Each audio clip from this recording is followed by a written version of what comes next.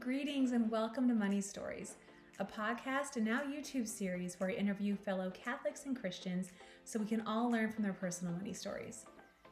I'm Caitlin Kano, a wife, mom, financial counselor, and student of all things stewardship. Today I'm talking to Allison Gingras. Allison shares the beauty of the Catholic faith with honesty and laughter as experienced in ordinary life. She's the creator of the Stay Connected Journals for Catholic Women, which includes her titles Seeking Peace and The Gift of Invitation. She offers talks on grace, being an Olympic warrior, and the mercy of forgiveness. As a Catholic social media consultant, she's blessed to work with WINE, Women in the New Evangelization, and the Diocese of Fall River. To learn more about Allison, go to reconcileteyou.com. Allison has a really great money story, and I hope you enjoy it. Hi, Allison. How are you doing? I'm wonderful, Caitlin. Thanks for having me on today. Well, thank you so much for joining us. I know a little bit about your story after chatting with you, and I feel like there's so many lessons and so much stuff we can pull out of it for different people to learn from. So I really appreciate you being here and sharing with us. So just to get started, do you mind telling me exactly what is your money story? What happened that caused you to learn all these lessons that you've learned over the past few years? Sure. I got married when I was 21 and my husband was 23. We lived in a generation that your family never talked to you about money. Like that was just not something that we didn't talk religion, we didn't talk money, we didn't talk politics. And so I never really got the real training, the teaching that I should have gotten around dealing with money. And I lived in the 80s. And one of the things that was kind of prevalent in the days of the 80s was that the world's going to end and you should just live for today. And it was a status symbol to have credit cards. I had one of those fold out things where all the credit cards for every department store, gas, every place. We just had a huge amount of them. And it never really dawned on me that I was going to actually have to pay these bills back. Part of me, getting married so young and I was still in college, I thought, well, I'm just going to finish college and have this great income and I can just pay it off. But really, the idea that this is debt and that it was something that was really money, it just never really struck me as being really money.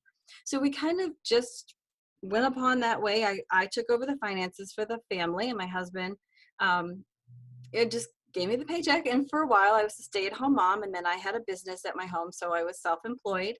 And I was, at some point, just, taking all the money in and going right to the end of the month with what we had and then borrowing what we needed. And it never really dawned on me because I always had that extra credit. And extra credit was a good thing when I was younger. When you went to school, extra credit was great. But that isn't exactly how that works in real life. So, fast forward, we've had 2 children. Then we adopted a little girl from China. And we rented to own our home. I always had to have a brand new car. And, I knew that we had debt, but I never added it together. And there was always some place and some way to pay. Around 2015, I had changed careers yet again. And I had just this moment of going to pay something and going, oh, our bank account's really low. I should just up my credit card and pay this off. And realized I didn't have any more credit to get. The bank wouldn't give us any credit even after 30 years of being a banking customer, no more credit cards, it was nothing. And it was just that, come to Jesus moment that some of us have when it comes to money. And I went to Jesus and I said, Jesus, you really need to fix this. And his response, I'll never forget, that wasn't like I heard voices, but it was very, very clear to me that this was God and not me, because I would have sent the winning lottery ticket. Instead, I heard, you need to tell your husband. Because up until that point, Kevin had no idea. And then I actually had added it finally together, and I was dumbfounded that it was well over $50,000 in credit card debt. That did not include cars, car loans, student loans, and a mortgage. It was just credit card. And I think it was actually higher than that, but I just stopped adding. I just couldn't, I can't do this anymore. This is scary. And it was just like, you have to come clean. I'm not going to help you until you come clean. And it took me a couple of weeks to finally tell Kevin, and I'm going to be honest, I chickened out. I told him through Facebook Messenger when he was at work. It's probably like the worst, most pathetic way. I met the criteria. I just knew that he, couldn't flip out on me, and I could give him all the details. And he did, for he's a very wonderful man. And obviously he was upset, and he came home upset, and we prayed together for the first time about our money, because neither one of us knew what to do. And it really was like a floodgate opened, and then the winning lottery ticket did not come. But where I mean the floodgate opened, these little helps started to happen. And the most significant one was having Jon and Evelyn Bean on my radio show. I was a live radio host at the time, and just how God had set them up to come on at the end of the year, and we talked about what we'd be doing for the next year. And they had been so gracious to listen to the show and to see, because I had been sharing online what had been happening, and sharing on air, I should say. And after the show, Evelyn said, we want to offer you a gift, in exchange for us sending you Navigating Your Finances God's Way. We'd love for you to blog for us. She knew I was a writer. Your experiences with it. And she sent one for me and one for my husband, and I received them, and I was telling a friend about them, and she confessed that they were in the same boat, and I had no idea. Friends with them for years and years, and I had no idea that they were in the same situation. So I contacted Evelyn. I said, do you mind if I share the other one with another friend? And we're going to do it together. And I know it works best when it's done in a group, but I wasn't ready for a group. I was still quite embarrassed and unsure that this was even going to work. So we started in February 2016, and we still get together and talk about our finances, do a little check-in. But it was really life-changing for us, learning, finally somebody teaching us, how to navigate your finances, but not on your own, along with the beautiful faith that we've been given. I love that story. That's wonderful. And you're probably still navigating. I mean, we're navigating this every day. No one's a perfect steward. And humility is part of stewardship. So I think if you feel like you're doing it perfectly, at that part, you're not, right? Like, that's just part of the process. And when you're looking back and you're telling this story, I mean, as we all do when we're telling stories, we can tell it kind of in a linear way, but I'm sure there was a lot of challenges and hiccups along the way. What kind of challenges did you face as you were going through this, and things that could have derailed you potentially, or maybe did for a little while? Cutting up the credit cards. Yeah. Letting go of my safety net of the credit cards. That was super difficult. That was very, very difficult. And having that conversation with Kevin every month, setting up a budget. I'm not very good at following budgets. And I want to actually say too that it has been 4 years, but we have knocked considerable amounts off of our credit card debt. We're still there. We're still in the midst of it. And that's kind of difficult too, because there's still times I want things, or, I see something, and to know now that we have better credit and I could, get a credit card, it's hard to not jump on that. And I haven't been perfect. We needed a couch, and I said, well, there's only one way to get this couch. And I went and opened up the credit card. But once I opened the gate for the credit card, for the couch, the old Allison would have got the table and the matching lamps and a little love seat. But this time I just bought what I needed. And the other part that was amazing for me was I wanted a brand new car. It always had to, so my car died, and like literally just no mechanic could fix it, no matter how hard we tried. And I tried, and I thought, okay, I'm going to buy a used car. And that was so difficult, because I thought I'm going to get all these problems and I don't know how to do this. But I remember I wish I knew which one it said, one of the Beans had said, let somebody else pay your depreciation. And so I prayed first and foremost, and I found a wonderful car that's low mileage, and like, I couldn't believe it. It's like it literally was my dream car, that I didn't have to go deep into debt. I had to borrow a little bit to get it, but not like before, where I would have spent twice as much easily. And, I would have been paying the depreciation. Right. And it's not about perfection. It's about changing your process and changing how you're looking at your purchases, and understanding that we need to turn a lot of, especially the big purchases, involve prayer in the decision, and progress that way. I love how you said you contact your husband on Facebook, which is great. I love that. And he came home and you guys prayed together, and I'm sure he was upset. But what made you pray together? Because I'm sure most other couples in that circumstance would have an all-out argument and pointing fingers and everything else, and you guys came together in prayer. Was that just the history of your relationship, or was there something else that told you that prayer needed to happen? It's not the history of our relationship. It was kind of becoming that way. He was just about to enter in the diaconate. So I think that helped a lot. And we did hash out a lot on that Facebook message that day. There was a lot of fighting going on. And I think we knew at that point we weren't going anywhere in the relationship, and we had really no idea what to do. So, and we've been together long enough, 35 years at this point, to know that fighting wasn't going to solve the problem, that only God, we really needed a miraculous moment of God, and only He can do miracles. So that's what brought us to praying to not blame each other, because the blame game's super easy to get into. Like, that's how it started. Like, why didn't you tell me? Why? Like, I didn't, and I can't go back in time, and I wish I could.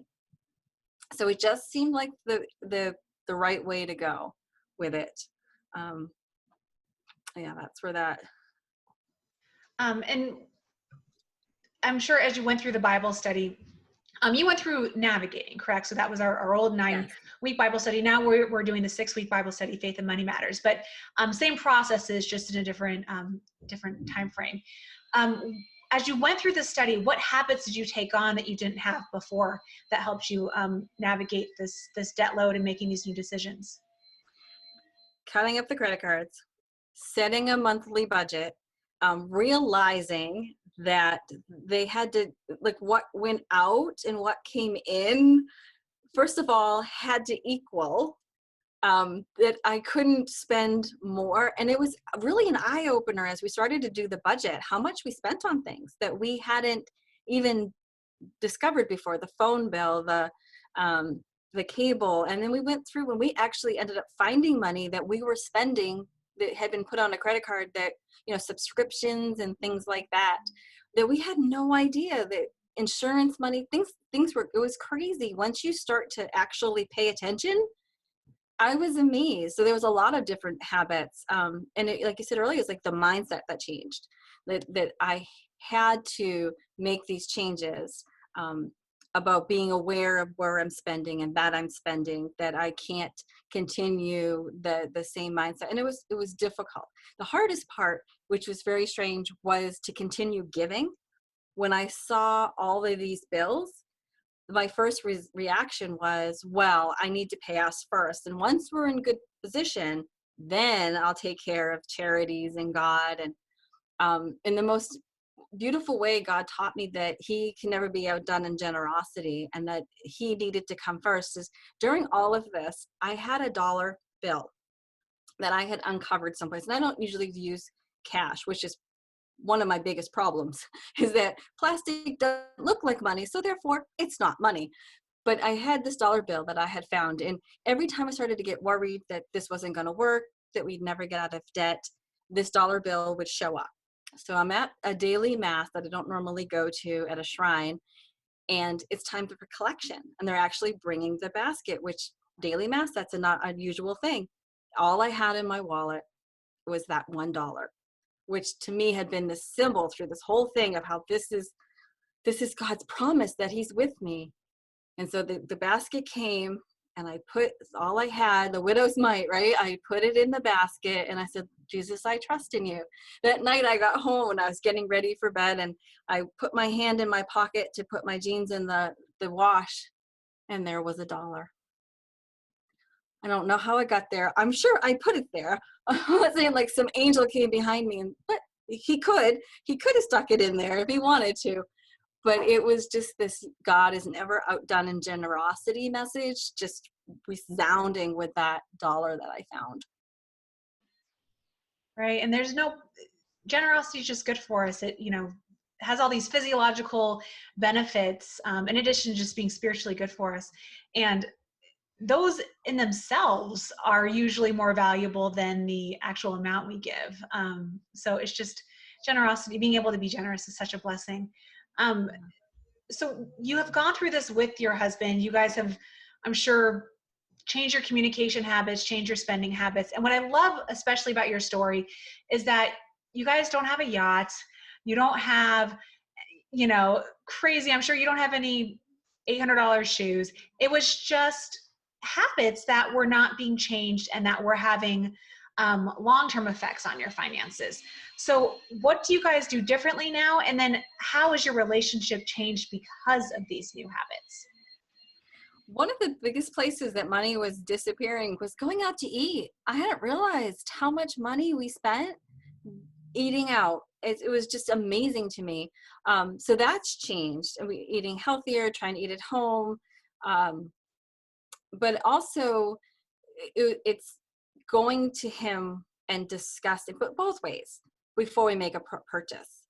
And that was really hard because it felt like I was losing a little bit of my freedom. Like, oh, I'm just going to purchase this. But then I found that sometimes there was things I wanted to buy that when we discussed it was like, oh, I don't need that. Or we already had it. Those were kind of funny when I'd be like, oh, we need this. He's like, no, it's right in the closet. And oh, I could just go shop in my own closet. But you're right on when it wasn't, I mean, we'd have new cars, but that was really, we never took vacations.